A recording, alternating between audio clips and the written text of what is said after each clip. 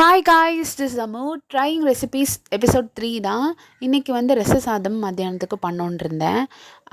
எல்லாத்துக்கும் தெரியும் ரச சாதம் எப்படி பண்ணோன்னு. ஆனால் எனக்கு இன்றைக்கும் அது சொதப்பல் டிஷ் தான். ஏன்னா எல்லாம் கரெக்டாக ரசம்க்கு உள்ள வைக்க வேண்டிய டேஸ்ட் எல்லாமே கரெக்டாக இருந்து கொஞ்சம் புளி தண்ணி அதிகமாக ஊற்றிட்டேன்னு நினைக்கிறேன். இப்போ என்ன அதில் சொதப்பிட்டுனா 2.5 கப்பு அரிசிக்கு 5 கப்பு தண்ணி ஊற்றுங்கன்னு அதில் போட்டிருந்தேன். அப்போது நான் தெரியாமல் வீட்டில் அதை டிஸ்கஸ் பண்ணிட்டேன். அப்போ அவங்க சொன்னாங்க 11 கப்பு தண்ணி ஊற்றணுன்னு.